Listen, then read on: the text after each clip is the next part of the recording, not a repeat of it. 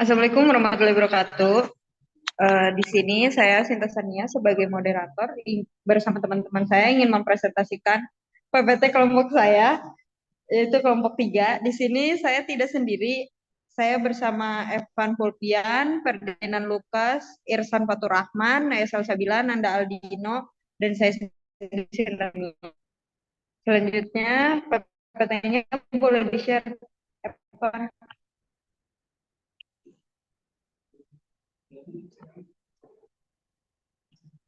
Next.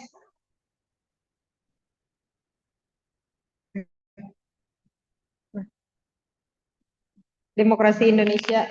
Slide ini akan dibacakan oleh teman saya. Silakan. Baik, terima kasih pada Sinta. Saat ini saya akan membacakan demokrasi di Indonesia. Selamat datang di presentasi kami. Bapak, kami akan menjelaskan tentang demokrasi di Indonesia.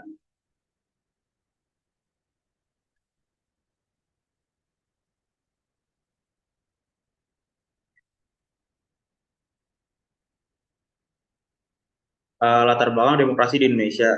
Demokrasi di Indonesia berakar dari perjuangan panjang dalam mencapai kemerdekaan pada tahun 1945. Pada saat itu, bangsa Indonesia menentukan nasib sendiri dengan adanya pemilihan umum yang pertama. Hal ini menjadi landasan penting dalam menumbuhkan kesadaran pentingnya demokrasi di negara kita. Latar belakang demokrasi di Indonesia melibatkan sejarah panjang perjuangan politik dan sosial dalam meraih kemerdekaan serta pembentukan sistem pemerintahan yang demokratis. Berikut adalah beberapa poin penting dalam latar belakang demokrasi di Indonesia. Yang pertama adalah perjuangan kemerdekaan. Indonesia meraih kemerdekaan pada tanggal 17 Agustus 1945 setelah berabad-abad dijajah oleh berbagai kekuatan asing dan yang terakhir oleh Belanda. Kemudian proklamasi kemerdekaan yang dibacakan oleh Soekarno dan Muhammad Hatta menjadi tonggak awal menuju pemerintahan yang lebih demokratis. Yang kedua ada sistem pemerintahan awal. Setelah kemerdekaan, Indonesia mengadopsi sistem pemerintahan parlementer yang mirip dengan sistem pemerintahan Belanda pada masa Hindia Belanda. Model ini tidak bertahan lama karena kurang efektif dalam menghadapi tantangan dan ketidakstabilan politik. Yang ketiga, demokrasi terpimpin. Pada tahun 1959, Soekarno memperkenalkan konsep demokrasi terpimpin sebagai upaya mengatasi ketidakstabilan politik dan ekonomi. Meskipun mengandung unsur demokrasi, sistem ini lebih otoriter dan akhirnya berakhir dengan gerakan 30 September 1965 dan Orde Baru di bawah Soeharto. Dan selanjutnya krisis ekonomi yaitu krisis ekonomi dan tekanan rakyat pada tahun 1998 memaksa Soeharto mengundurkan diri dan menandai awal dari era reformasi.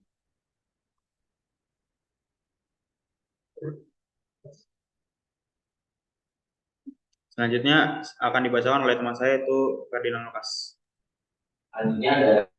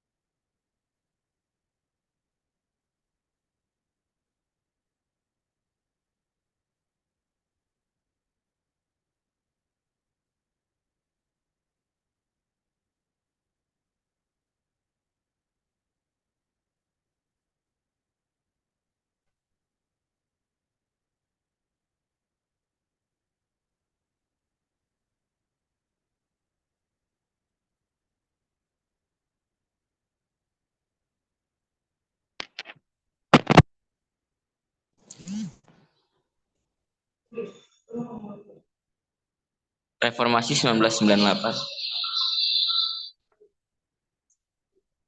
Ulang ya. Reform. Ulang. Ulang. Reformasi 1998.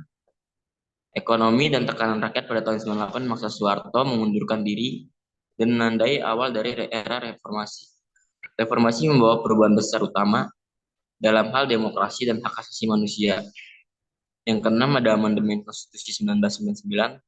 Pada tahun 1999, Indonesia melakukan amandemen terhadap Konstitusi 1945 yang mengakibatkan perubahan signifikan dalam sistem pemerintahan dan peningkatan hak asasi manusia. Pemilihan umum langsung pada tahun 2004, Indonesia mengadopsi sistem pemilihan presiden secara langsung, menandai langkah penting menuju demokrasi yang lebih kuat. Yang ke-8 ada keragaman etnis dan budaya. Indonesia memiliki keragaman etnis, agama, dan budaya yang kompleks. Demokrasi di Indonesia dirancang untuk mencerminkan pluralitas ini dan melibatkan partisipasi semua elemen masyarakat. Yang ke-9 ada peran media dan sipil. Media dan kelompok masyarakat sipil memainkan peran penting dalam memantau pemerintahan dan memastikan akuntabilitas sehingga memperkuat fondasi demokrasi. Yang selanjutnya ada sistem pemerintahan di Indonesia. Yang pertama ada sistem presidensial. Sistem ini memberikan kekuasaan eksekutif pada presiden sebagai kepala negara dan kepala pemerintahan. Dewan Perwakilan Rakyat atau DPR merupakan lembaga legislatif yang menjalankan fungsi pengawasan dan pembuatan undang-undang. Yang ketiga ada perwakilan rakyat daerah. Secara lokal, perwakilan rakyat daerah bertindak sebagai suara masyarakat di tingkat regional dalam membuat keputusan yang memengaruhi mereka. Ini akan dibacakan oleh teman saya, Nanda. Prinsip-prinsip demokrasi di Indonesia. Yang satu, keterbukaan. Keterbukaan informasi, dialog yang inklusif, dan kebebasan berpendapat menjadi prinsip fundamental sistem demokrasi di Indonesia. Yang kedua, pemerataan kekuasaan. Prinsip ini mendorong adanya pembagian kekuasaan yang merata antara berbagai lembaga dan tingkatan pemerintahan. Yang ketiga, keadilan. Demokrasi di Indonesia juga bertujuan untuk memastikan setiap warga negara memiliki hak dan kesempatan yang sama dalam mengambil keputusan dan menikmati kebebasan.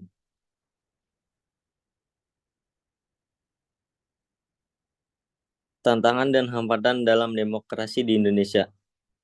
Kurangnya kesadaran pendidikan politik. Kurangnya pemahaman tentang nilai-nilai demokrasi di masyarakat menjadi tantangan utama dalam memperkuat demokrasi di Indonesia. Korupsi. Korupsi yang melibatkan para penjabat pemerintahan menjadi hambatan utama dalam menciptakan sistem pemerintahan yang bersih dan transparan. Pemilu yang kompleks. Pemilihan umum yang besar dan kompleks adalah tantangan logistik yang signifikan namun penting dalam menjaga kekuasaan rakyat. Slide selanjutnya akan dibacakan oleh Naya.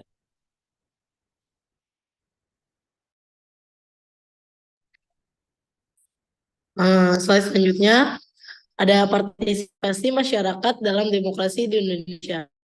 Yang pertama ada pemilihan umum. Pemilu adalah momen penting untuk warga negara Indonesia dalam memilih pemimpin mereka dan menjadi bagian dari proses demokrasi. Yang kedua ada pendapat publik.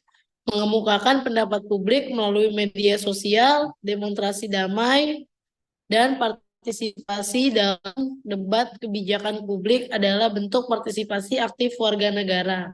Yang ketiga ada organisasi masyarakat sipil.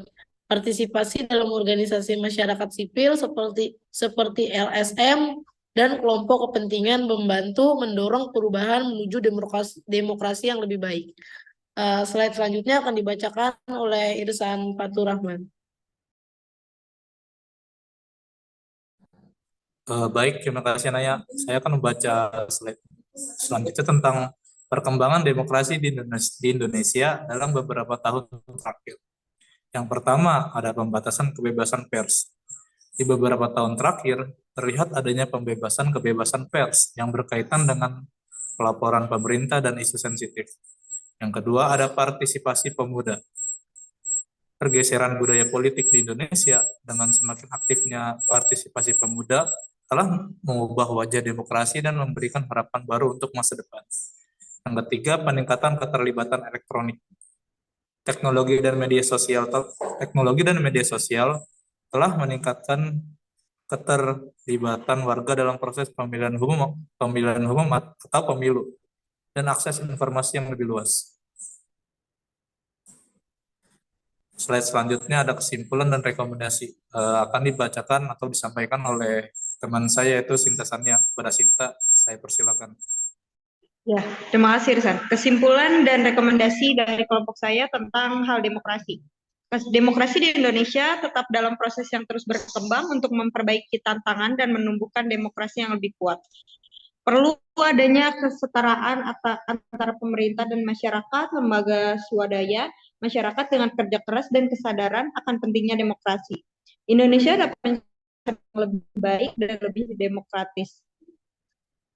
Ya, sekian presentasi hari ini yang bisa kita sampaikan. Kurang lebihnya mohon maaf. Terima kasih.